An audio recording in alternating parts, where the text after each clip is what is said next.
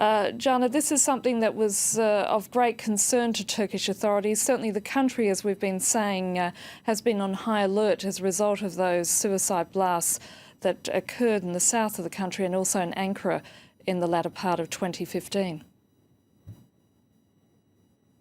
Yes, of course, today we've reached a new level of violence that was unseen and unprecedented before.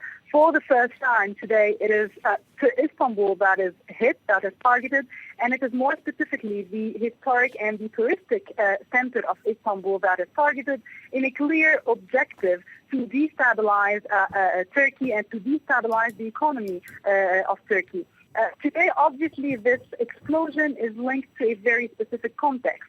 First of all, it is linked to the renewal of violence between the PKK and the Turkish state, because the PKK has been benefiting from regional chaos in order to reconduct its historic fight against the Turkish nation state. And on the other hand, this explosion is also linked to Turkey's fight against Daesh, because Turkey has become in latest months much more engaged in its fight against Daesh, whether with the international coalition or also inside Turkey. For example, the Turkish state has been arresting people linked to secret cells of Daesh inside Turkey.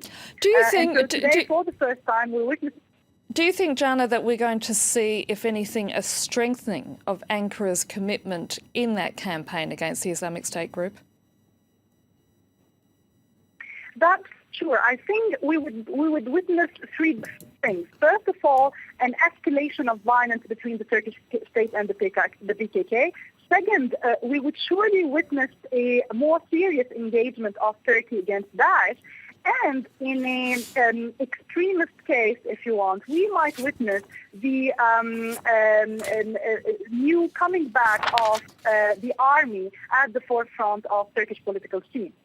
How is this going to impact on President Erdogan and particularly his AKP party, which, of course, did extremely well in the elections last year on the grounds that they were going to ensure that security was restored to the streets of Istanbul and other Turkish cities?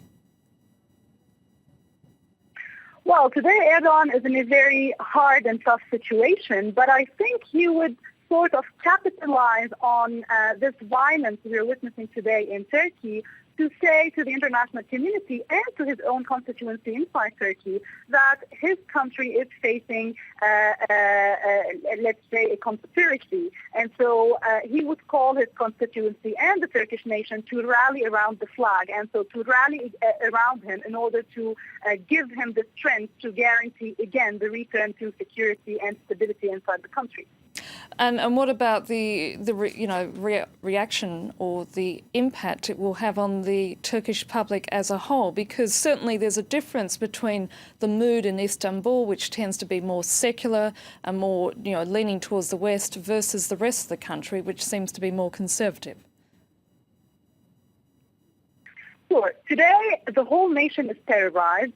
Now, the people of Istanbul who are more secular and who are part also of the CHP, so the opposition party in Turkey, well, I think these people would surely develop more and more arguments against the AKP rule and against Erdogan. However, you should also know that today the opposition is not well organized inside Turkey. And we've seen that in the latest elections.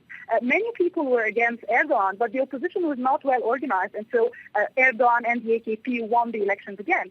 So I think today what is needed in Turkey is a more structured opposition, so that we can imagine an alternative to the AKP. And certainly, as you said, this is very much an explosion that strikes at the very blow at the centre of Istanbul and strikes a blow, rather, at its tourism industry, because it is the 6th most visited city in the world. Sorry, I couldn't hear your question.